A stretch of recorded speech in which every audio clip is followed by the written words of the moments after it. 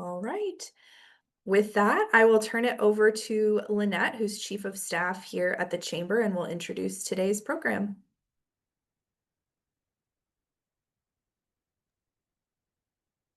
Hi there. I'm glad to see everybody here today. We are excited for this webinar, and we appreciate everybody joining us. So today marks the launch of a critical three-part webinar series designed specifically for our business community as we prepare for what everybody knows is one of the most significant events in our region's history, the FIFA World Cup 2026. As part of our commitment to business readiness and resilience during this opportunity, the Chamber is proud to convene this series to help local businesses grab the opportunities that come with hosting a global event of this magnitude. The Chamber has been deeply engaged in the World Cup planning, serving as a statewide business liaison and working closely with partners across sectors to ensure that our region is not only ready but thriving. This morning's session focuses on branding, specifically how to leverage this brand created by Visit Seattle and other World Cup related assets to attract customers, energize your employees, and engage with the excitement that will be through Seattle and beyond. So if you're a small business on the waterfront or a major employer downtown or in another part of the state, this is your moment to connect with the global stage. We're thrilled to be joined by our friends at Visit Seattle, who, along with their partners, have done tremendous work to develop a brand identity that will be recognized for a very long time. Their efforts have laid the foundation for a unified and vibrant look. So this is just the beginning. As I mentioned, this is one of the first of three really critical webinars. On November 20th, we'll host a session with the Seattle Sports Commission on the Game Watch Guidelines. And this includes the licensing rate. So while that playbook is on our website, there's still some outstanding information that they are working on, and that will be on November 20th. And then on December 9th, we'll unveil the Chamber Small Business Readiness Playbook. And that's a guide to help businesses prepare and capitalize on the World Cup experience. So please make sure to register for those. We are going to dive in here in a second, but just to reiterate what Lee said, please put your questions in the Q&A. We just had a little pre-funk with the speakers, and there's going to be plenty of time for questions. So please be considering that. It's always enjoyable to have that level of engagement. So we're going to dive right in. These are the experts that are going to walk us through this toolkit or this playbook that's been created and share some examples of how it can be used. So I'd like to welcome Kelly Saling, the Chief Sales Officer from Visit Seattle, Jorge Guttozo, who's a World Cup activation lead from Visit Seattle, and Vince Sullivan, who's Executive Creative Director from Copacino, Fujikado. The floor is yours, gang. Awesome. Thank you. I'll get started. So thank you to Lynette and everyone at the Chamber. This has been an absolute labor of love, and it's fun to get to roll this out today with my colleague Jorge and Vince, who is one of our critical partners here. We developed this in conjunction with our partners at Copacino Fujikado. So thank you, Vince, to your entire crew too. Let's get started here. We're going to screen share this first, which recaps a little bit of what Lynette just said. So Jorge, that next slide, if we can. There are 4 city playbooks. And as Lynette said, the Sports Commission has already debuted their playbook, which is watch parties. So how to do commercial watch parties legally and suggestions on how to kind of make sure that this is really a cool community event. Lynette announced December 9th, the Chamber, of course, the Small Business Readiness Playbook. And then Visit Seattle is captaining 2. The one that we're talking about today, of course, is the community brand.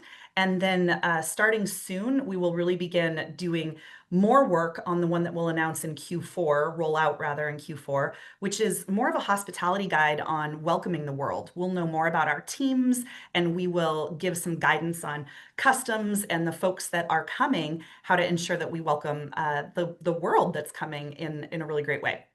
So to start off, let's talk about why we're doing this. And the overall principle is that this is certainly one of the biggest global opportunities Seattle has ever had. And we want to show off to the 2 billion plus worldwide viewers that will be viewing the tournament collectively, and Seattle's 6 games as a part of that. We want to look cohesive for that global audience, but also for visitors that are here in our Emerald City. We cannot use FIFA intellectual property. That's a pretty critical point that people should remember, that we don't just get to say and claim all of the logos and words and things of their tournament. And so we created a brand so that we can do our collective showing off and actually infusing some Seattle personality into what our portion of the tournament is. And really, it allows everyone, truly everyone, to use the assets to signify to all of the visitors that you're a part of it. So visitors, but also on screen. And so we're going to be a little bit repetitive with that really everyone gets to use these tools, from the donut shops to the sound transits to the major corporations that are here, and show that you are engaged and a part of really this historic moment for the city. Thank you, Kelly. And when we were designing this new brand that we call the Seattle Community brand, we had a little bit of a restriction in which, the direction in which we wanted to go. On one end, we had FIFA's identity for Seattle, but also we had our own. So it was almost like when you're driving on a highway, you have the shoulder lane and the center lane, and you had to stay within those two. And that's how the creative process started. So in a way, what we say is we started designing a cousin of sorts, kind of a family relative of these two brands. And that was very important because we didn't want to create something that was too far off from what FIFA had created in terms of identity for Seattle. And also what we had recently launched in Seattle as Visit Seattle, as you might know, Mother Nature City campaign. So what Kelly was saying about trademark is very, very important. We cannot reference FIFA because we cannot be associated to them. This is our brand, and by our brand, I mean Seattle's brand, specific to the tournament, but we can say it. And the same applies with iconography or logos. We cannot combine what we are going to put in your hands with what FIFA has. So in copy, in design, that is not allowed. Some audio issues. Is your audio on? Let's see. I think it is. Yeah, it's on. Okay. So when we look at the color palette that was chosen for this new community brand Playbook, we have on the right corner, upper corner here, we have purple, which was the color that FIFA assigned to our city. We also have blue, which is the color that FIFA assigned to the United States. Canada has red, we have blue, and then Mexico has green. And we have a few other colors to, talk about the excitement, the innovation that we have in the city. The green represents really nature, all of the trees that we have around us, all the parks. And brown represents also part of our culture, which is the coffee culture here. Very, very strong for our city. With that, I would like to play a little hype video that will give you a glimpse into what you're about to experience, in hopes that your soccer fever gets started. So let me play here.